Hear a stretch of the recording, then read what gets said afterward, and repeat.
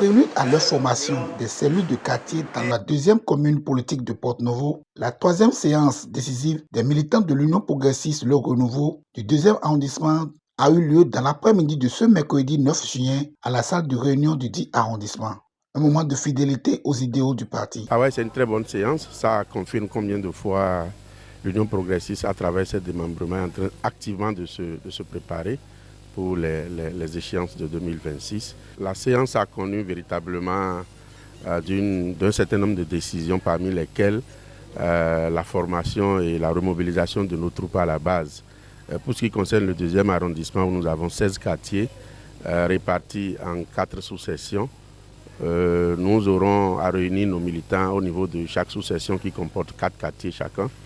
Donc ces sous-sections, avec les responsables au niveau de l'arrondissement, ils ont fait une planification. Une planification a été faite pour qu'on puisse passer véritablement au niveau de toutes les sous-sections, à raison de 4 quartiers par sous-section, pour pouvoir les former, les remobiliser, leur doper le moral et les mettre prêts en ordre de bataille pour les élections. Et je voudrais rappeler que avec cette nouvelle action, c'est parti en continu jusqu'en 2026. Il y aura pas de... C'est non-stop en fait. L'impression elle est bonne puisque nous avions eu une séance dans la convivialité. Ça s'est bien passé. Ça s'est même mieux passé au-delà de toute attente. La séance aujourd'hui a été pour lancer et programmer comment les formations des cellules vont se passer dans les quartiers.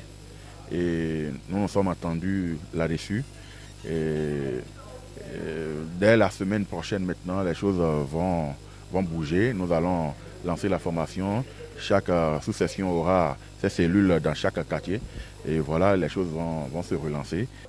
Nous avons les militants vraiment engagés. Ils ont répondu massivement à notre appel.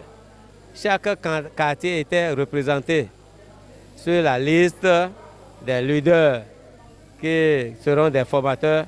Nous avons noté près d'une cinquantaine. Nous les remercions. Ça veut dire que l'unité tant attendue est enfin arrivée. Et je remercie encore ces militants animés de bonne volonté. Parce que c'est une surprise pour moi ce soir. Et par rapport à la cotisation, à la participation des bonnes volontés. Et on est allé jusqu'à 1 580 000 francs pour compléter ce que notre parti a envoyé.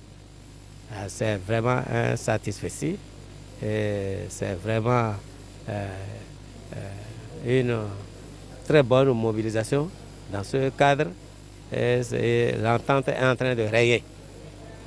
Tous ceux qu'on ne s'y attendait pas étaient présents. Et nous sommes en train de finir comme ça. Et au lieu qu'on fasse 2 regroupements avant, nous sommes allés à 4 regroupements parce que nous avons les moyens. Nous avons les moyens et nous avons à mobiliser plus de 800 personnes.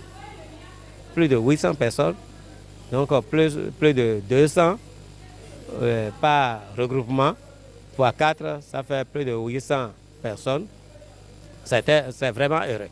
C'est vraiment heureux. Les gens sont en train de comprendre que la réforme du système partisan, c'est notre affaire. Et nous devons évoluer dans ce sens-là. Quand il y a changement, ça veut dire qu'il y a changement effectivement. Dans une atmosphère amicale et chaleureuse, ces militants UPR Le Renouveau promettent des démonstrations dans les jours à venir.